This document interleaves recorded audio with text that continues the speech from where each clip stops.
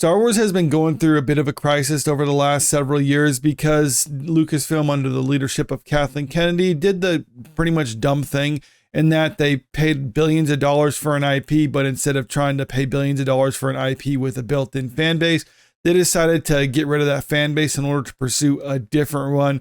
We saw that pretty clearly when it came to The Acolyte. That was basically peak Disney Star Wars underneath Kathleen Kennedy. This is the culmination of everything that she wanted the Star Wars brand to be.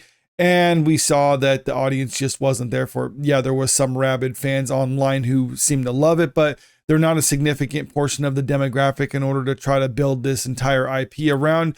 But it's looking like some people at Lucasfilm are starting to get the hint that this is not the way things should be going forward. Shawn Levy, the director of the upcoming Star Wars Starfighter, seems to, at least from what he's saying, have a good idea on what things should be for the future of Star Wars. And with all the upcoming announced projects that they have for Star Wars, this is the one that most people seem to have at least some vested interest in. But before we really look at the story, if you're new to the channel, make sure you hit that subscribe button. If you can, leave a comment, hit the like button too, because it helps out with the channel. Shawn Levy confirms why his Star Wars movie will avoid a common criticism of the franchise. This is coming from MovieWeb. Let's just jump a little bit down. While promoting the fifth and final season of Netflix's Stranger Things, but it's because Shawn Levy's involved with that.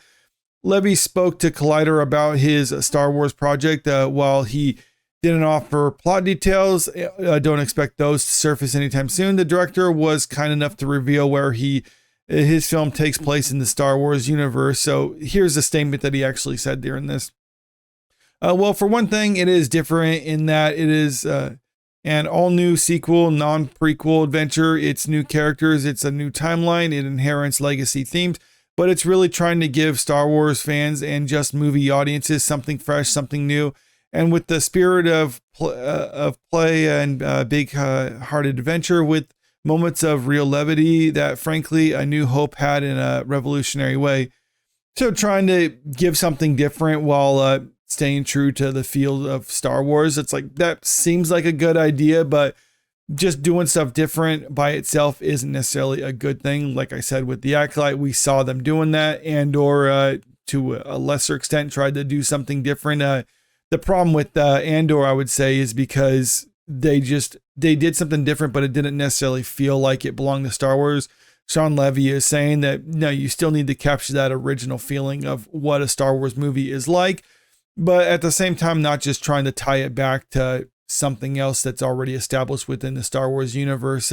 I'd say that's probably why, at least in my opinion, the first season of The Mandalorian was the best season of the show, because it was very much something that was set apart from everything else that we've known in Star Wars up to that point. Sure, it was set within the same universe, and there was some callbacks to other things that happened within Star Wars, but for the most part, it was a standalone show.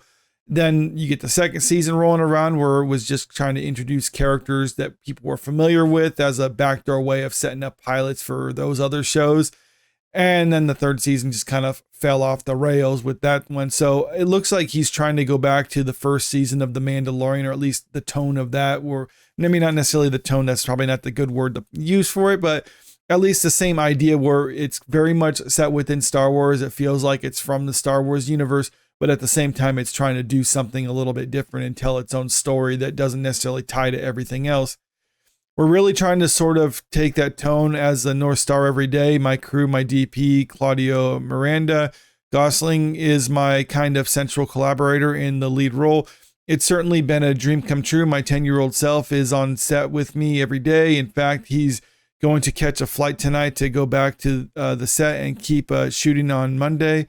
But it's a huge, invigorating opportunity because Lucasfilm has been so encouraging of me doing something new. There's no pressure to be derivative or limited by an obligation to what came before. That's just a love of what came before. There's just a love of what came before, excuse me. So yeah, not tie. Don't feel like you have to connect it to anything else or set up something else in the future that's going to lead into this other thing. It's like, no, just make something Star Wars related, but try to feel like it is part of the Star Wars universe.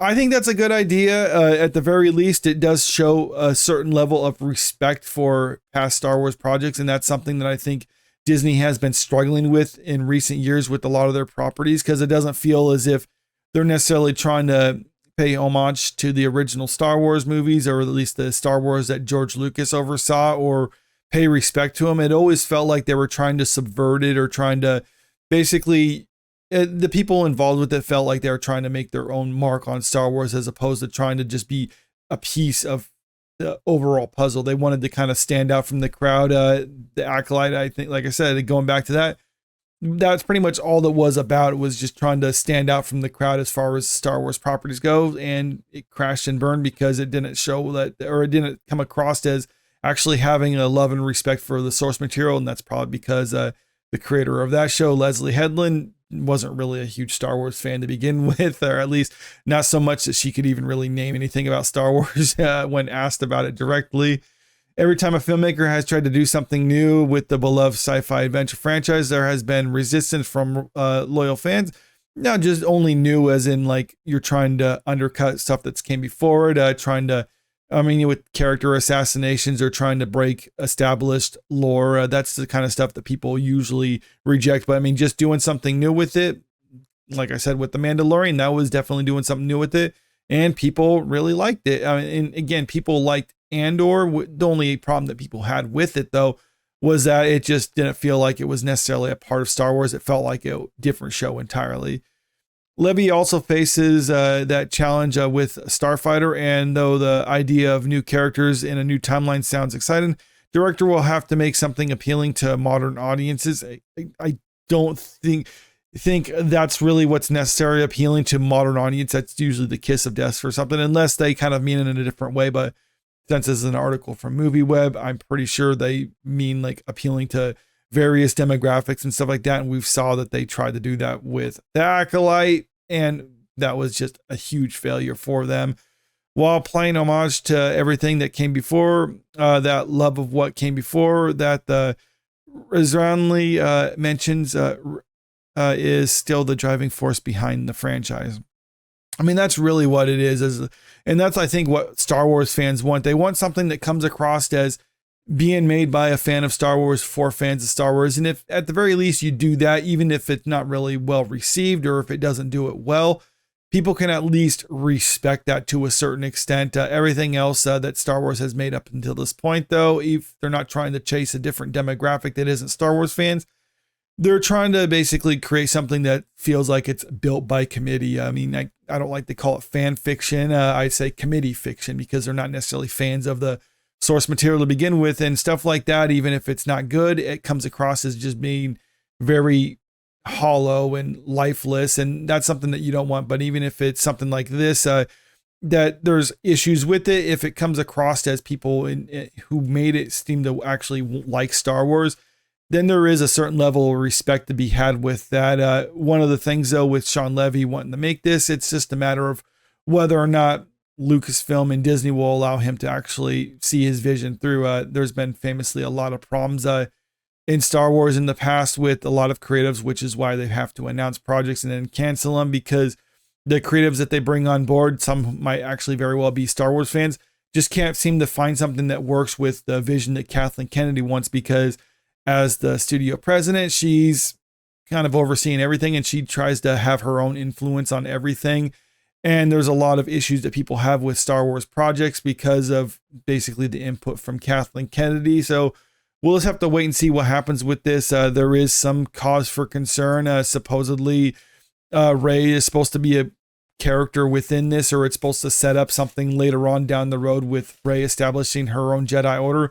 Those are just rumors that are unconfirmed. But if that's the case, it would definitely feel like this might fall into the category of something that was made with good intentions, but it was fumbled because of the executives at the studio. But I guess we'll just have to wait and see for more plot details before we can actually decide with that. But for right now, Shawn Levy, what he says about it, I think is a good sign. I'm not saying it's cause for celebration just yet, but at the very least, there is something positive to be said for Star Wars, which is something I don't normally say on this channel. So take the small victories, I guess. But let me know what you think about this in the comment section below. Also, if you haven't already, make sure you hit that subscribe button if you want to stay up to date with the latest entertainment news.